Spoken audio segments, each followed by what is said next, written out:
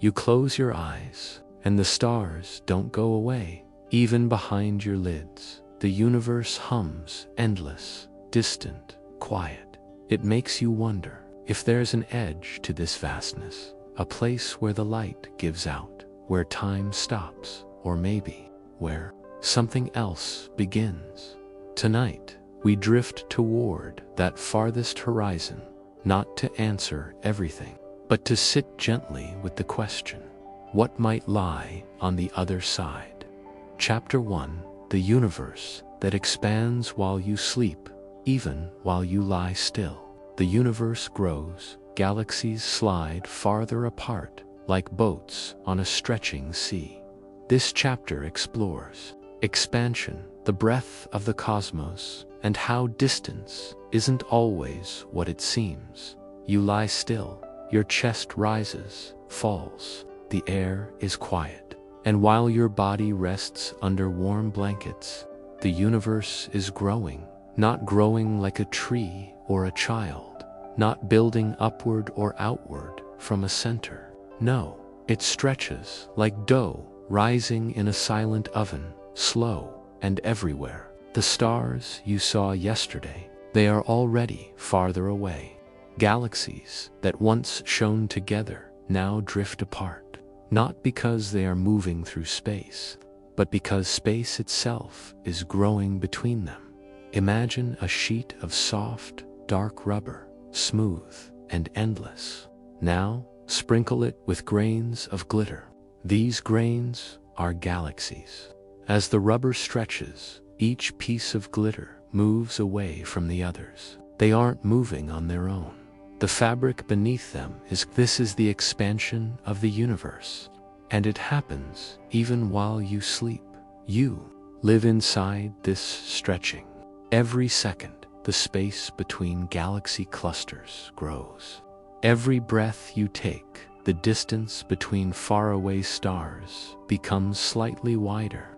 It is a gentle expansion, so subtle that only the most patient measurements notice it. But over time, it rewrites everything. A beam of light traveling toward you stretches too. Its wavelength grows longer. Blue light becomes red. Red shifts farther into invisibility. The farther away a galaxy is, the more its light stretches, not because it's fleeing, but because the path itself is changing. We call this redshift. It is not a scream or a siren, but a soft and steady humming, the song of the universe's breath. Perhaps you begin to imagine, how far can something move if its road never ends? If the fabric beneath it keeps stretching? The expansion of space is not like wind or tide. It doesn't blow or crash. It doesn't make noise. It does not begin at an edge and move outward. It happens everywhere, all at once. That means no place is more central than any other. Earth isn't at the middle. No galaxy is. Every point sees every other point moving away, like raisins in a rising loaf of bread. You are a raisin in a loaf, gently rising. The others float away, but you don't feel it. The atoms inside you remain bound. So do the ones in the bed beneath you. Expansion happens between galaxies, not inside them.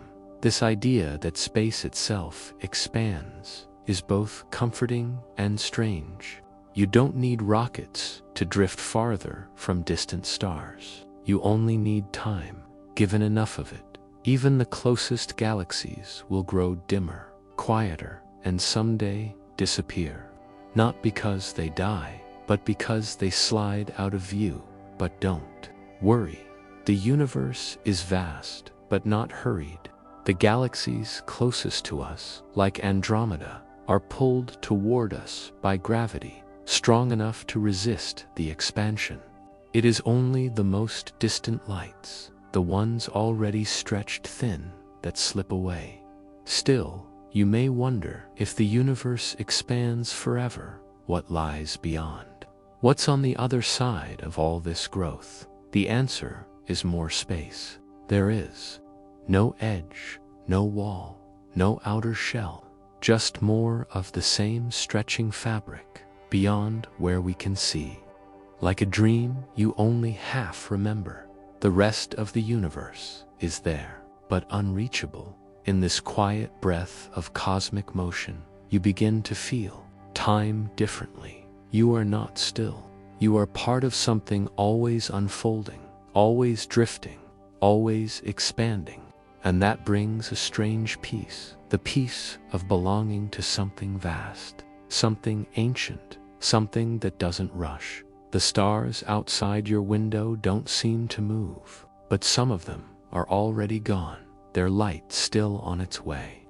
And some you will never see, because their light will never arrive. The universe, like a gentle tide, lifts them beyond the horizon. You are safe within your galaxy, held by gravity's arms, but your mind drifts beyond it, a long stretched starlight, an expanding space. You begin to wonder about time itself. If distance can grow, can time stretch too? And if it can, could it fold? Chapter 2. Light's long journey. When you gaze at stars, you look backward in time. Each beam of light, a whisper, traveling for eons. This chapter follows light, gentle and relentless, and asks, how far can a photon dream? You lie in your bed, still and quiet, while the universe sends you stories through the dark. One of them, a single beam of starlight, has been traveling toward your eyes since before humans could speak. Tonight it arrives. It slips in through your window, brushing softly against your face, then settling on your retina with all the grace of a feather. You do not feel it, but somewhere your brain awakens to a message written in light. This photon began its journey from a star so far away. Its birth happened long before your own. It might have traveled 100 years or 1,000. Some photons have crossed the fabric of space for over 13 billion years. Imagine that. A single particle of light sailing across time like a message in a bottle, only to find you waiting in the dark. Light is fast. It races at nearly 300,000 kilometers per second. But space is vast. And so, despite this incredible speed, light becomes a time traveler. When you look up, you are not seeing the stars as they are now. You are seeing their past. You are watching history unfold in silence. The sky above you is a museum of ancient light. Close your eyes. Picture a photon leaving a star. The star is hot and bright, its surface churning like a simmering ocean. Somewhere inside its furnace, a fusion reaction spits out energy. That energy becomes a photon. It escapes the dense star stuff and bursts into space, beginning its lonely voyage. This photon passes clouds of gas and dust. It weaves around galaxies and slips through empty nothingness. It might graze the edge of a black hole, its path bent gently by gravity. It never stops. It carries no weight, no time, no where, just motion and message. And then, after all that distance, it finds you. When you open your eyes to the night sky, you are participating in something extraordinary. You are not merely observing light. You are completing its story. You are the last chapter in a tale that began before memory, before your ancestors, before your Earth even formed. You are the reason the photon left its star, and though you cannot see all of them, photons are everywhere. They bounce through the air in your room. They drift in through windows. They pour down from the moon. Some are soft, like the cool blue glow of twilight. Some are warm, like the amber hush of sunrise. Some are invisible, humming quietly in wavelengths your eyes can never catch. Yet they are all around you, whispering. Light has no mass, but it has direction. It travels in straight lines unless gravity bends it. It doesn't need to rest. It doesn't fade. And when it meets your eye, it becomes something new, a feeling, an image, a thought. This is why light is sacred to science. Through it, we learn. Through it, we see what was. The James Webb Space Telescope, floating far beyond our moon, drinks in light from the early universe. It catches faint glimmers from galaxies formed just after the Big Bang, 13.6 billion years ago. That means the light reaching the telescope left its source before our planet was born, before oceans, before sunlight touched leaves. You can think of light as a thread, tying now to then. And what's more astonishing, the moment a photon leaves its star and the moment it touches your eye feel like the same instant to the photon. In the strange rules of physics, time doesn't tick for something moving at the speed of light. For that little traveler, the journey from star to your eye takes no time at all. It begins and ends in a breathless now. So while you live years, while stars are born and die, while civilizations rise and fall, the photon knows none of it. It simply moves, unblinking, undelayed, as if space were a single note drawn out slowly into eternity. Perhaps that's why it feels so magical to sit quietly and watch the stars. You are not just looking outward. You are letting something arrive, something impossibly old and impossibly small, born in fire, arriving as grace. Now imagine this. If you could ride alongside that photon, you would see the universe in slow motion. Galaxies would stretch and smear as space itself expands. Colors would shift, time would slow. The cosmos would turn into a sea of deep silence and strange forms. The further you go, the farther back you see. The edges of everything inch closer. But can you ever see the other side of the universe? Is there even an edge? Does the light ever stop? You lie still. The light continues its quiet journey. And in your next breath, a new chapter begins. A chapter about the fabric the light travels through, the shape of space itself.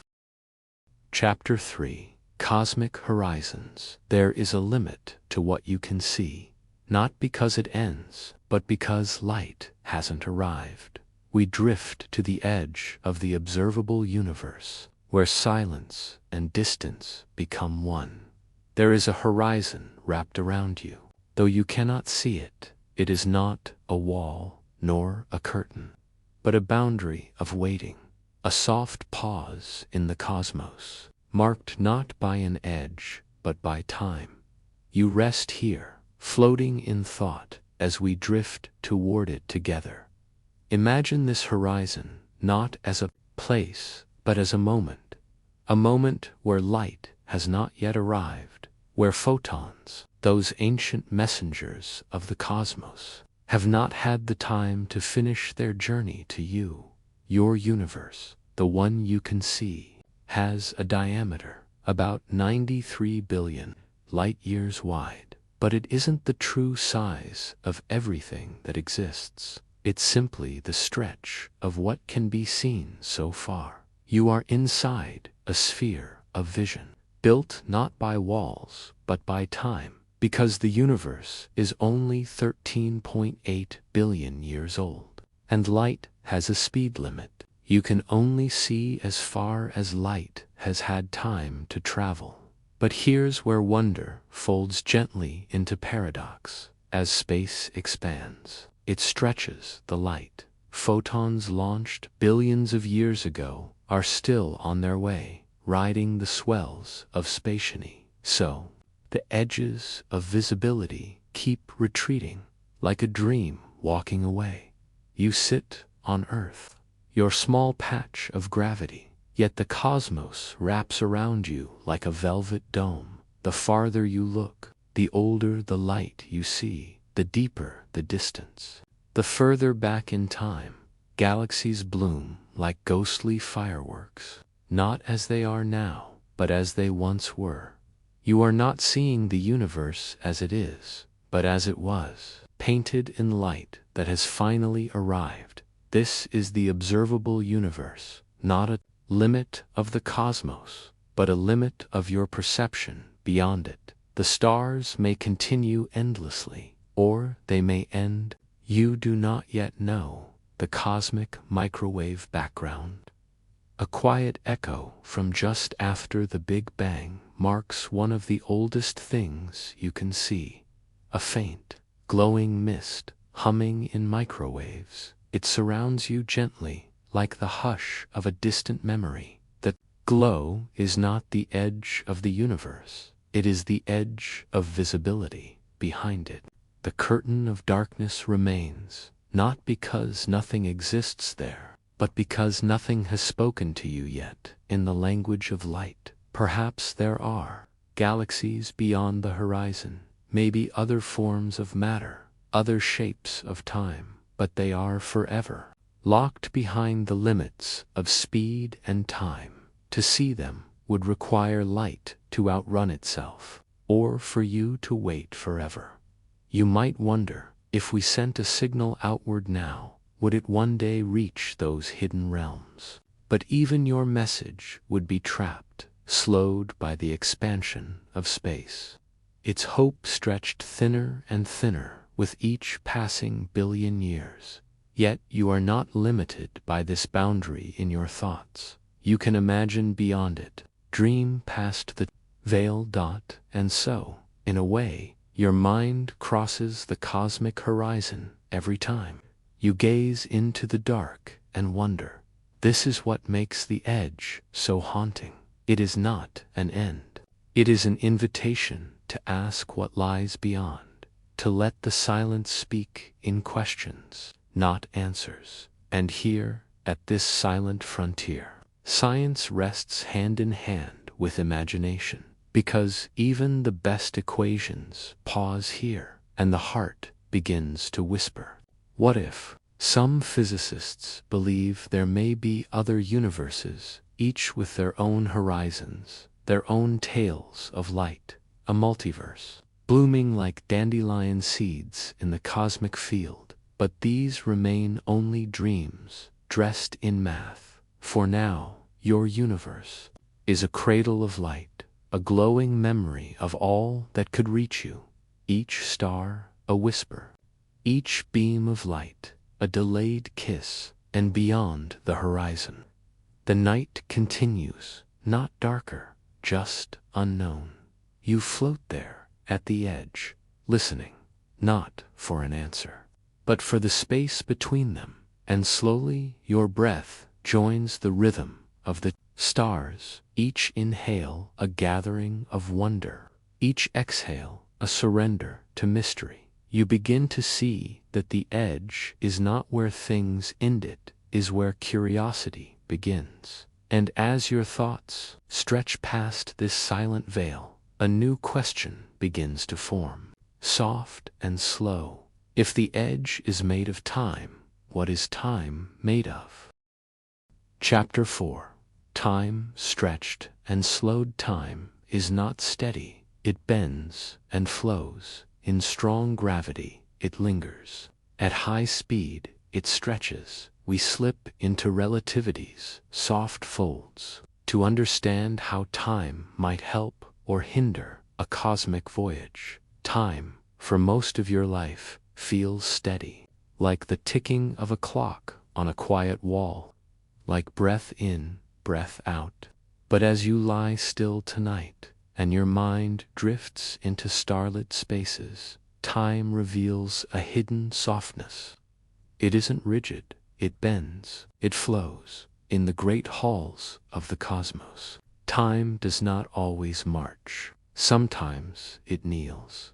Imagine you are standing at the edge of a black hole, not close enough to fall in, but close enough to feel the tug of its enormous gravity.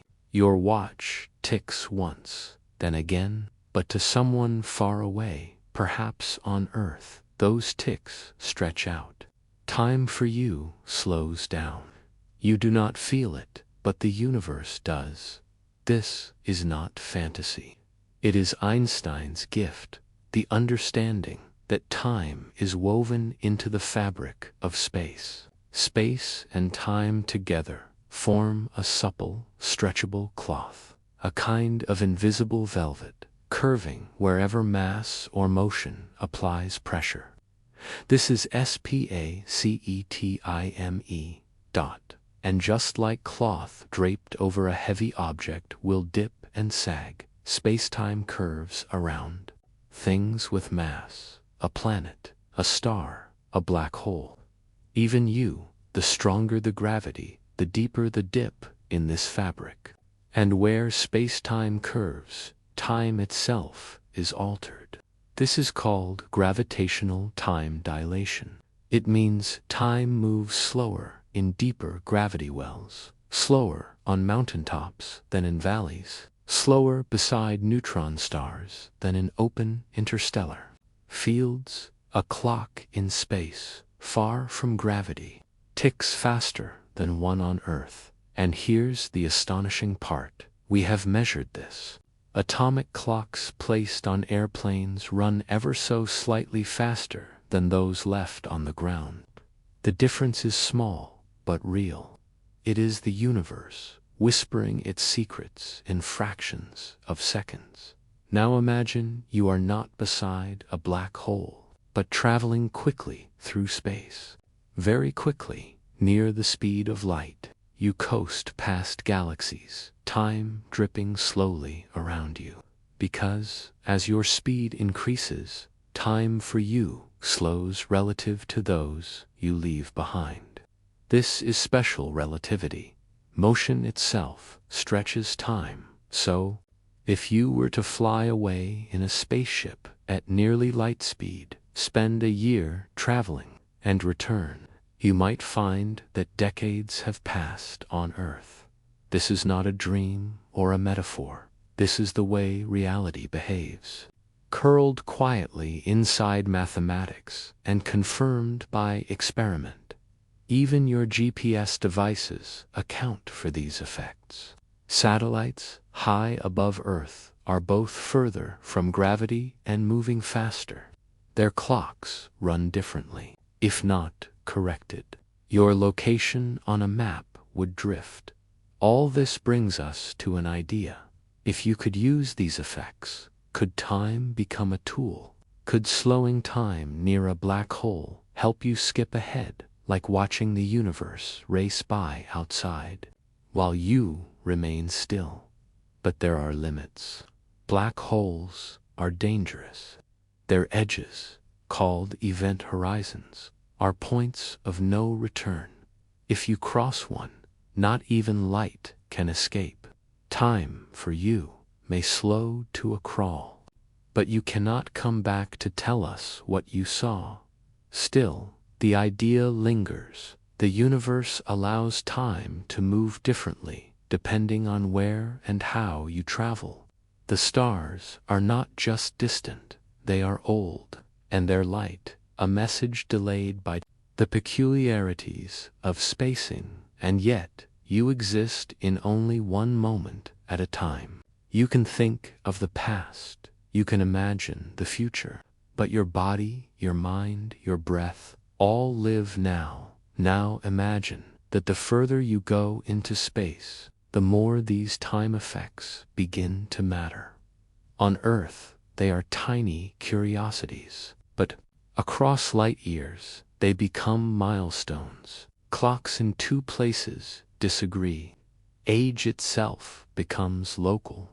In this way, time becomes like music, notes played in different keys, Some melodies long and slow, some short and sharp, but still one song, one universe. So when you dream of traveling to distant galaxies, you are not only imagining great distances, you are imagining great differences in time.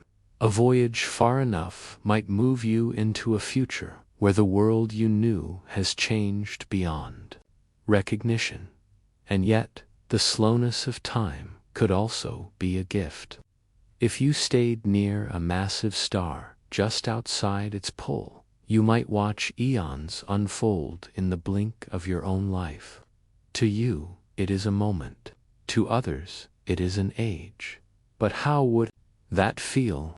To return home and find the world aged while you remain unchanged. To see familiar things turned ancient or vanished altogether. This is the gentle sadness of relativity. It does not break time, it reveals its flexibility. But in doing so, it changes what it means to move, to travel, to return, and still there is comfort in knowing the rules. Time does not play favorites. Its rhythms follow the same equations. Whether deep in a gravity well or flying through interstellar dark, even now, as you lie still, Earth spins you gently eastward. Gravity cradles your body. Time hums around you. It is slower than in space, but it is yours to feel, yours to carry, yours to stretch and imagine. Perhaps, in the quiet bends of time, we find new ways to think about distance. Not just in kilometers, but in years. Not just in space, but in experience. And this brings us to the next great mystery. What lies beyond our horizon? Not just what we can see, but what we can never reach. Not because of distance, but because of the way the universe moves. A place where light has not yet arrived, where silence isn't absence, but a message still traveling, a boundary not of walls, but of time itself. A question we will explore together. Chapter 5: Wormholes and Whispers. Could shortcuts through space be hidden among the stars? Wormholes, like folded paper, offer strange promises. This chapter explores if the universe hides passageways and whether we could listen for them. Even now, you lie still beneath the hush of night, and the stars above you glimmer in their ancient rhythm.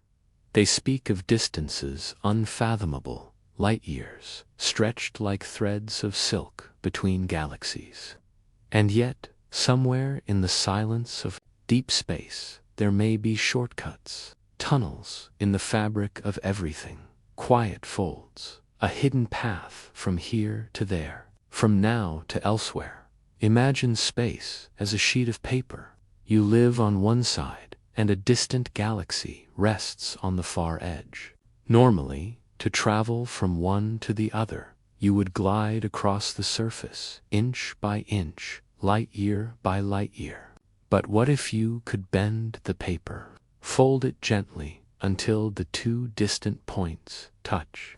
Now, you don't have to move across the page. You can slip through. This is the idea of a wormhole, a bridge in the geometry of the universe. Not imagined from science fiction, but born in the soft equations of general relativity. Einstein, with his mind full of curved space and elegant time, helped open the possibility. He and physicist Nathan Rosen first described what is now called the Einstein-Rosen bridge, a tunnel that connects to distant regions of space, maybe even time. But nature does not reveal its bridges easily. Wormholes are theoretical, yes, but they are possible, at least on paper. The math allows them. They emerge from the same equations that describe black holes, those deep wells of gravity that bend not just space but time itself. where black holes trap and consume. Wormholes offer something different, a passage. But to keep that passage open, we may need something exotic, something strange. You hear of dark energy and invisible forces in the cosmos. But wormholes require what scientists call negative energy, a substance that resists gravity, that pushes instead of pulls. Nothing like this exists in your kitchen, your garden, your body. But in the quantum world, beneath perception, fleeting, particles appear and vanish in pairs, tiny blinks of energy. And some theories whisper that in these ephemeral moments, negative energy may flicker into being. If that energy could be harnessed, stabilized, and placed at the mouth of a wormhole, perhaps the tunnel could stay open long enough to pass through, a gentle trip through folded space. No rockets, no decades of travel, just a step into the unknown and a step back out somewhere distant. But how would you find such a path?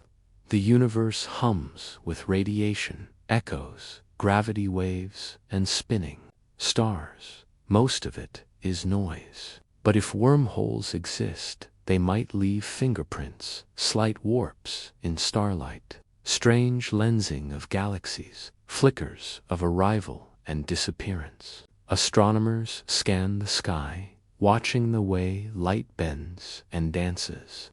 Perhaps one day, a whisper in that dance will reveal a door. And even if we cannot find one, we might build one. Some physicists wonder whether advanced civilizations, perhaps beyond our knowing, could construct wormholes, harness vast amounts of energy, carve tunnels through space-time like engineers of the stars. It's only a question, but a beautiful one. If we could speak across light years in moments, if we could connect what is distant, would we still feel alone in the universe? You picture yourself standing before the mouth of a wormhole. It is not a violent thing. It does not roar. It hums like the soft purr of wind over water. You do not see stars on the other side, only a gentle shimmer, a bending, like heat, above asphalt, like breath on glass. And still, there is the question of safety. Wormholes, if they exist, might collapse instantly. They may twist time as well as space. They may lead not only to other places, but to other whens. You step in and return before you left. You enter and find a universe with different rules. The thought is dizzying, like staring down a spiral staircase where each step changes the shape of your feet. Yet, for all their uncertainty, wormholes offer hope, not only of travel, but of understanding. They suggest that the universe is not a static map, but a living fabric, one that folds, stretches, loops, one that may carry messages in its quiet folds. There are experiments now in quantum labs with entangled particles, twin photons born together, spinning in opposite directions. When one changes, the other does too, instantly, even from afar. This is not a wormhole, but it hints at something. Connection beyond distance. Response without delay. Some scientists dream of quantum wormholes, not vast tunnels through space, but threads of connection between particles, woven by entanglement. Could this be how the universe communicates with itself? Could this be the smallest whisper of a passage? As you breathe slowly in your bed, the stars continue their endless work, expanding, burning, drifting. Somewhere, gravity may be bending space in just the right way. Somewhere, light may be looping around an invisible tunnel. And somewhere, deep in a lab or the heart of a galaxy, the first echo of a wormhole may already be forming.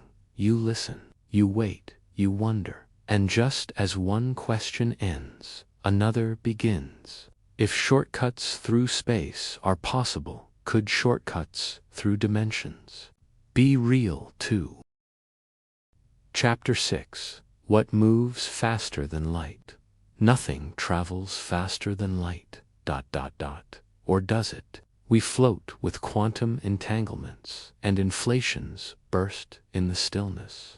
We wonder, can reality stretch so fast that something gets there before light even begins? Light is swift. You know this, the speed limit of the universe, constant and uncompromising. It moves at nearly 300,000 kilometers per second, fast enough to circle Earth more than 7 times in a single second. It brings you sunlight, starlight, moonlight, a carrier of time itself. But tonight, as your body sinks deeper into stillness, you begin to drift through questions that bend softly around this golden rule. Could anything ever move faster than light? And if not things, then ... perhaps ideas. Let your breath slow, as if riding on photons, tiny packets of light flickering through the fabric of space. Light travels across vast emptiness, yet it always arrives with stories. The light from the star Vega reaches you after 25 years. The glow of the Andromeda galaxy, over 2 million years old, brushes your eyes gently. When you look upward, you are gazing backward, but light, for all its speed, is still finite. There are things the universe has hidden from it, corners where even photons cannot reach. Now picture the early universe, not long after the Big Bang. In a fraction of a second, space itself expanded, not gradually, not politely, but all at once, explosively, and everywhere at once. This moment is called cosmic inflation. Space didn't just grow, it ballooned, faster than light itself. But how? Because nothing in space traveled faster than light. Instead, space itself stretched, carrying galaxies apart, like raisins rising in dough. The rules of motion weren't broken, they were reshaped. Imagine lying on a calm lake, watching ripples spread in slow waves. But then suddenly, the entire lake stretches, pulling the ripples farther than they could travel alone. That's inflation, and now drift deeper into the quantum world, where the rules are stranger still. In this world, 2 particles can become entangled. They share a link so intimate, so perfect, that their behavior becomes one. Touch one, and the other responds instantly, even across galaxies. It seems, in this dance of entangled twins, that information leaps across space faster than any beam of light could hope to follow. But here, things become quiet and mysterious, because even though the effect feels instantaneous, no usable message travels. Entanglement is connection, not communication. It's like sensing a loved one's breath from afar, a whisper, not a word. So, does this mean something truly beats light? Not quite. But it reminds you that the universe does not always move in straight lines. Some things unfold like poetry, not bound by clocks. Even time, your familiar companion, slows down near black holes and stretches on speeding ships. It bends and flexes like a soft ribbon, and with it, space too can ripple through gravitational waves. These ripples travel at light speed, but are not light. They are distortions in space itself. The cosmos is not silent. It hums ever so faintly with these distant tremors. Now return to thought, to curiosity itself. Isn't that too faster than light? In a single breath, You can imagine the end of the universe, or the center of a neutron star. You can leap across time, picture the birth of galaxies, or wonder about your childhood in the same moment. Your mind is a traveler, not limited by velocity, but by attention. And here, in this quiet place, you feel the edge of what light cannot reach, the instant leaps of intuition, the stretching fabric of space, the strange ties between particles. Perhaps the speed of light is not the end of motion, but a beginning of understanding, a border, not a wall. The universe plays with paradox, holding firm laws alongside gentle exceptions. Space can expand faster than light. Entanglement can touch without crossing. Time can fold. And yet, all of this follows rhythms deeper than logic. You are part of that rhythm, and so you rest, knowing that even the fastest thing in the universe must still yield to wonder, that even in silence, something always moves. But what happens to those things we cannot see, the shadows behind the light, the space beyond the farthest star? Perhaps, just beyond the reach of light, something waits to be seen or felt. And so we drift onward into gravity's pull and the way it warps the very shape of space. Chapter 7. The Ship of Thought. If your body stayed, but your mind wandered far, would that be travel? 2. We explore consciousness, telepresence, and dreaming across space, where imagination may be the first explorer. You close your eyes, and without moving an inch, you begin to travel. Not with rockets, not with engines, but with something far quieter. Your thoughts, your awareness, your sense of self unspooling into the darkness. Inside your mind, there is a ship. It doesn't make noise. It doesn't need fuel. It doesn't even need a destination. It simply moves through ideas like a whale through deep ocean currents. You imagine a galaxy, and in an instant, your mind brings it to you. Swirling spirals of starlight, cold, ancient suns, nebulas painted like breath on glass. You feel as though you're floating there, far from Earth's pull. Yet your body remains still, resting in a bed warmed by your own quiet breath. This is the first voyage of every scientist, every child, every poet. The journey of wondering, of imagining what lies beyond. Consciousness is not bound by gravity. It doesn't obey orbital mechanics or cosmic distances. Instead, it leaps, not across space, but within it, charting stars inside the soft folds of your mind. What is this mysterious passenger that lives behind your eyes? Where does your awareness come from? Science still leans in with curiosity. Consciousness is among the deepest mysteries we've yet to solve. Some say it arises from complex neural activity, like a candle lit by billions of flickering signals. Others wonder if it is something more, a property of the universe itself, emerging whenever matter becomes aware of itself. But while we do not yet understand it fully, we know that it can move where the body cannot. You can imagine another world. You can dream yourself into orbit around Saturn, or walk on a moon bathed in ice. Your heart may beat slightly faster. Your breath may shallow as your brain believes, even briefly, that you are somewhere else. This is not fantasy. It is a function of your brain's incredible adaptability. Your neurons do not need your feet to move. They build simulations. They stitch memories, knowledge, imagination into a virtual presence. This is why astronauts train in rooms filled with screens and silence. Because the mind can learn to live in other places before the body ever arrives, even dreams. Those strange nightly journeys are a kind of travel. As you sleep, your brain relives, rewires, and reimagines. It lifts you out of time and gravity, and places you in landscapes shaped only by you.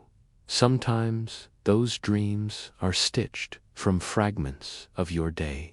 Other times they are raw invention, a forest that floats, a face you've never met, a planet with violet skies, all summoned from behind your closed eyelids. In this way, your brain rehearses the unknown. It practices emotion. It revisits memory.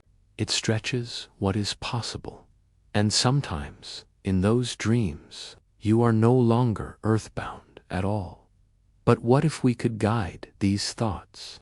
Not just imagine distant places, but interact with them. This is where telepresence begins. The ability to send your awareness elsewhere through screens, signals, or machines that move on your behalf. A robotic rover on Mars, operated by a human on Earth, is a kind of body extension. A metal limb with sensors, and when you steer it, look through its eyes, you are there. Your mind stretches across that gulf. A delay, yes, a few seconds, but still you are present, and the Martian dust beneath its wheels becomes part of your experience.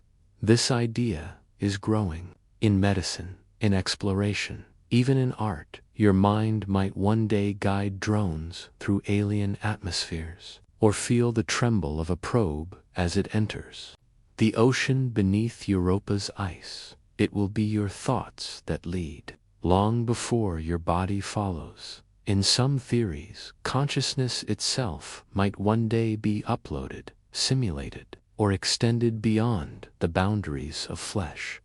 This is speculative. It is a dream wrapped in many unknowns. But it continues to inspire, because if thought can travel, then perhaps thought can be preserved, projected, or passed along. And in that passing, it could one day explore places too distant, too dangerous, or too delicate for bodies of bone and skin. You are still in bed, the weight of your body pressed gently into fabric. But your thoughts are wandering, not randomly, not chaotically, but with a quiet question. What if the first step to interstellar travel isn't propulsion, but perception? You inhale slowly. The room around you softens. Your brain, ever active, ever wondering, continues its silent drift. And as you settle deeper into stillness, you begin to sense something else, that the vastness of the universe might already be within you, not just through thought, but through memory, through attention, through the gentle invitation to imagine something more. And from this wondering, from this slow ship of thought, a new question begins to rise. Could we share this journey, not alone, but linked, mind to mind, across light? Chapter 8. If you left Earth forever, what if you never turned back? One-way drift across the stars. We look at the biology of long travel, and the choices hidden in isolation and distance. The human body in motion, the soul in suspension. You float, now, further from Earth than anyone ever has. There is no tether, no voice from mission control, just the slow pulse of the ship and the hum of systems keeping you alive.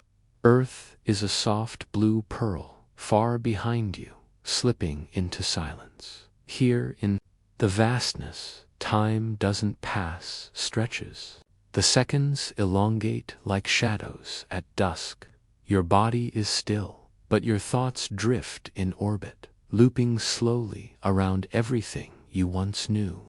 You begin to notice changes, not just outside, but within. Without gravity's quiet tug, your spine unfurls, you grow taller. Joints loosen, bones begin to forget their weight-bearing purpose. Muscle fades like mist without use. Every movement, once casual, now feels deliberate, like a note placed carefully into a piano sonata. You are adapting. Your heart, too, learns a gentler rhythm. It doesn't pump against resistance anymore. In the lightness of zero-G, blood floats more freely, but also more stubbornly in your upper body. Your face puffs slightly. Your vision might blur. Just a little, tiny shifts in pressure, reshaping your senses. These are not problems. They are just stories your body tells in the absence of Earth, like roots growing in unexpected directions. As you drift deeper into the stars, you begin to realize that this voyage isn't only a physical challenge, it is an emotional and philosophical one. What does it mean to be human in a place so far from where humans began? You speak aloud, sometimes not to anyone, just to yourself. Your voice sounds strange in the cabin. There's a softness to it, like it's wrapped in gauze. You tell stories, hum songs, recite memories. The past becomes more vivid out here. You recall the smell of rain, the warmth of sunlight on your back, the way your dog would sigh before sleep. Your mind begins to reshape its patterns. Deprived of crowds, color, and chaos, it reaches inward. It reorganizes. It finds rhythm in silence. The noise of thought grows clearer. You notice how loneliness is not just absence, it's a shape that fills space in unexpected ways. Psychologists once studied people in isolation for clues. Submariners, Antarctic researchers, solo sailors. They found that the mind resists stillness at first. Then, if treated gently, it begins to bloom within it. You discover this is true. You begin to listen to yourself with patience, with grace. The ship's routines are your new calendar. Light cycles simulate day and night. You exercise in loops. You record logs. You float. You float some more. In sleep, you dream differently. Body held by no bed. Your limbs drifting like seaweed. In one dream, you return to Earth, but no one recognizes you. Your voice, your face, your smell changed by space and solitude. They greet you as a visitor from somewhere else. You wake with a soft ache. You understand then that distance is not just miles, it is memory altered. Time on this journey becomes a companion, not an enemy, not a taskmaster, but a quiet, observing presence. It helps you reflect.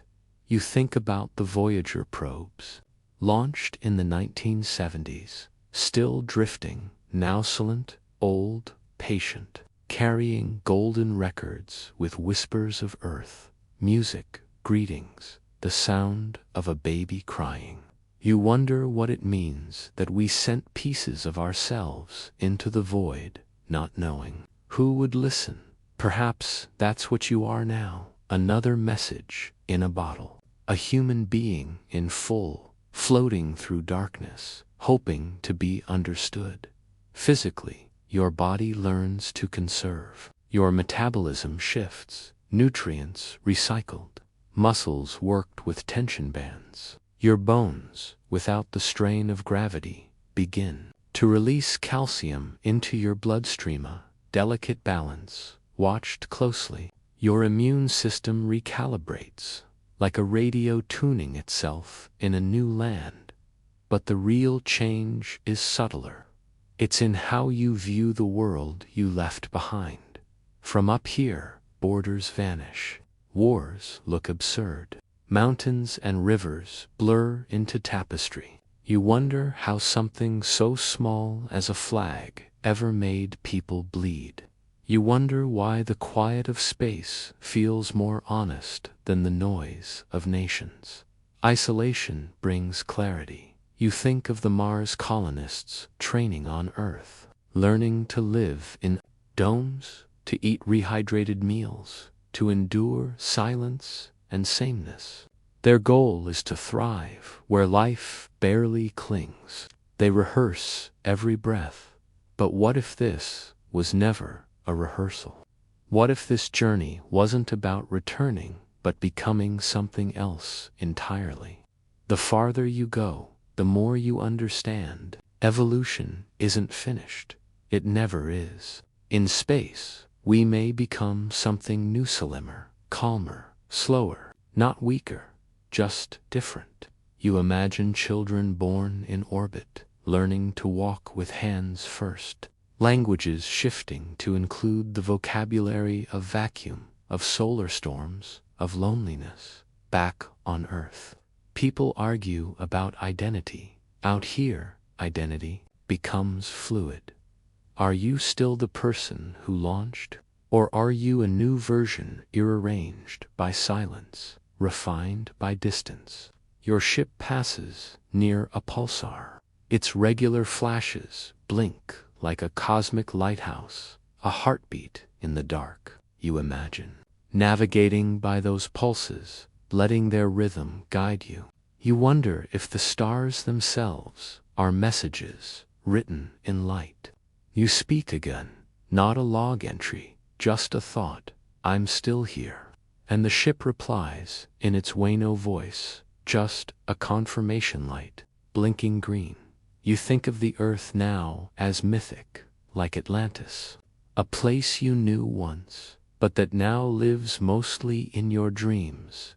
You remember oceans, the laughter of someone you loved, the sting of cold air in your lungs. These memories come not to haunt you, but to hold you.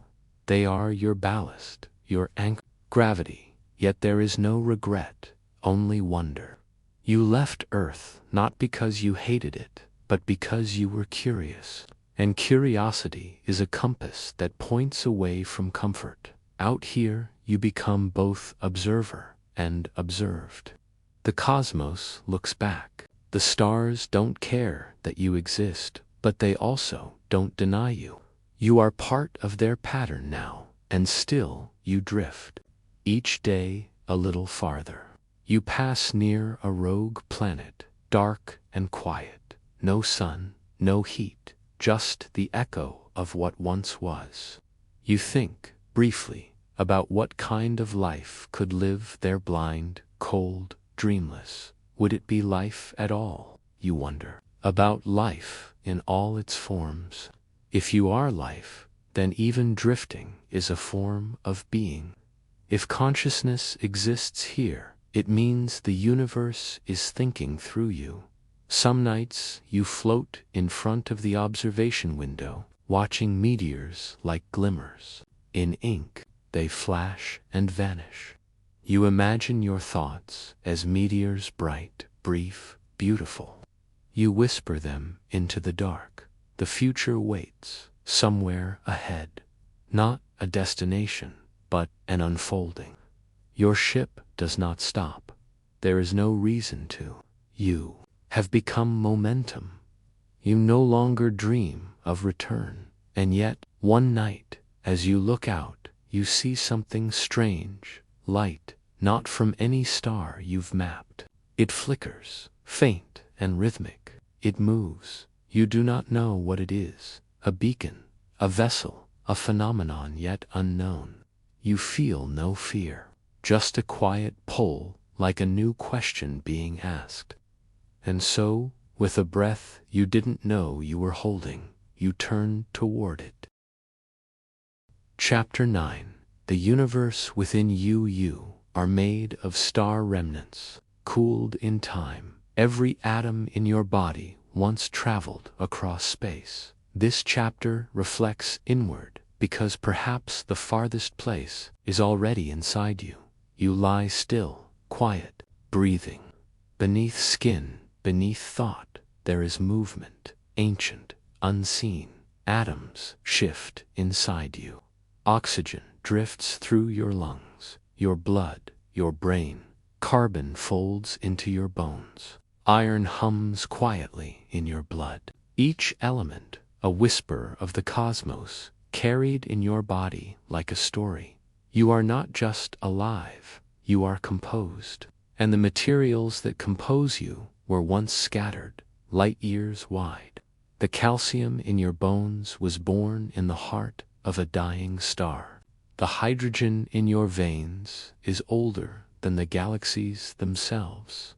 You are not separate from the universe. You are its continuation, wrapped in skin, thinking, dreaming. Imagine the Big Bang, a singular moment, a burst of everything. From it came the smallest particles, expanding outward, cooling, clumping, shaping the early universe. And among those particles, some began a long journey, carried by winds, pulled by gravity, ignited in stellar furnaces. Stars were born. Some lived, some died, spectacularly.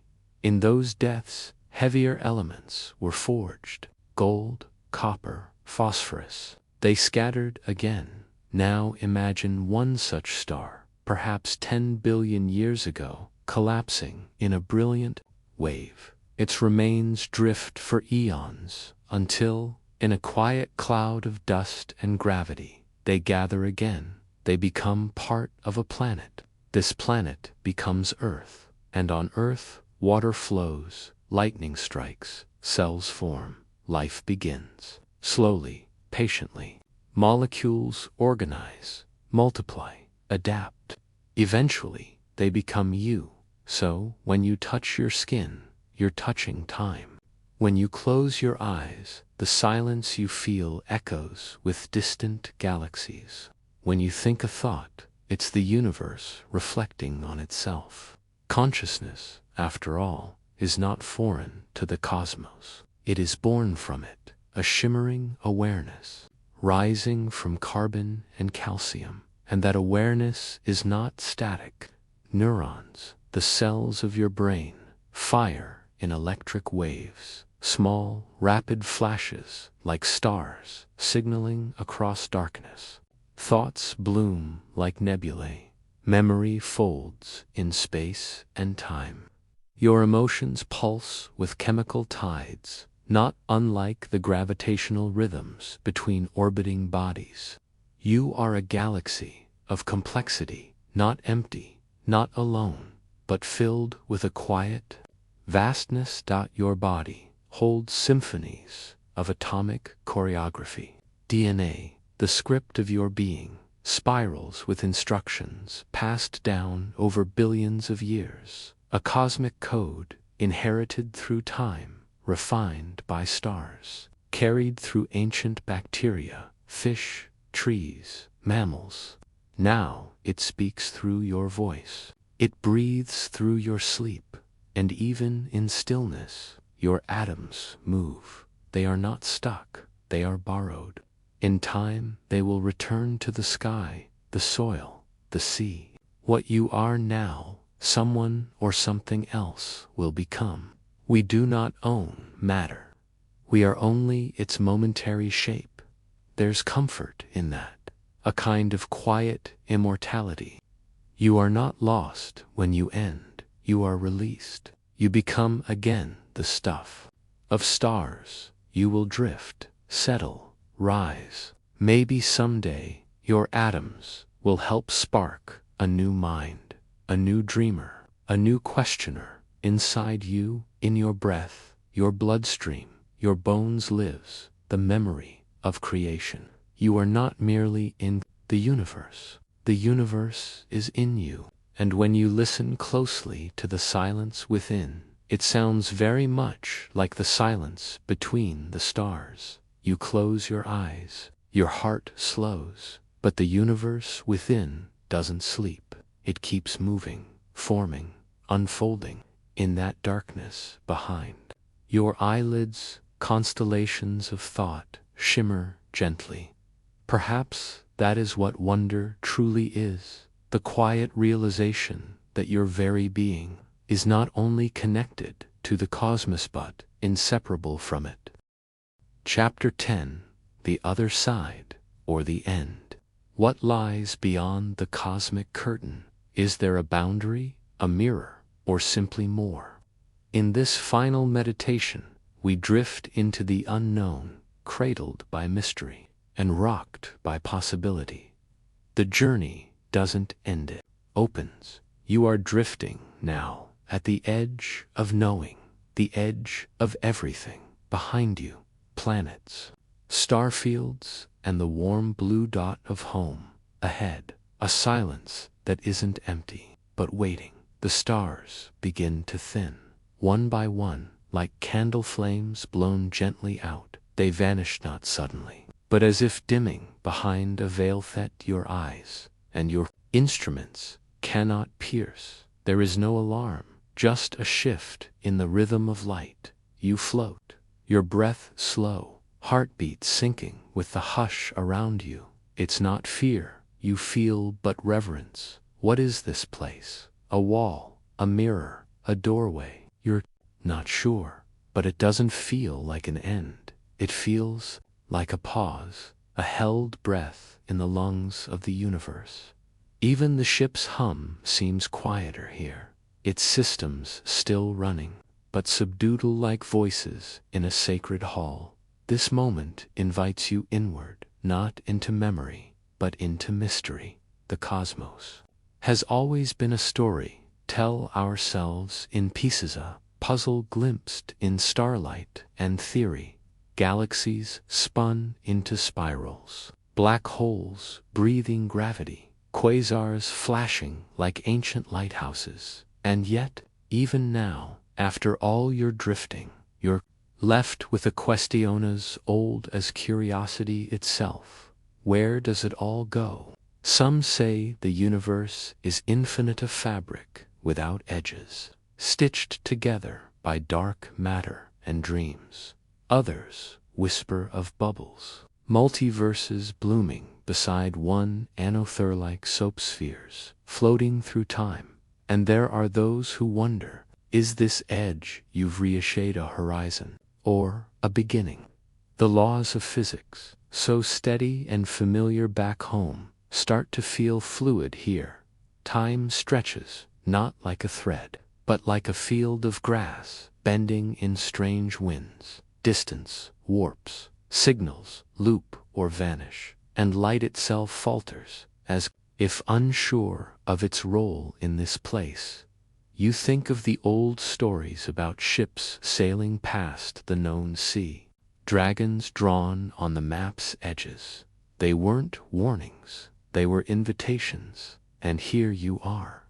At the new edge of the map, the ship's sensors show nothing ahead, no mass, no motion, no radiation, and yet something moves, a ripple, a shimmer, as if space itself takes a breath. You reach out your hand toward the observation pane, and it feels warmer than before.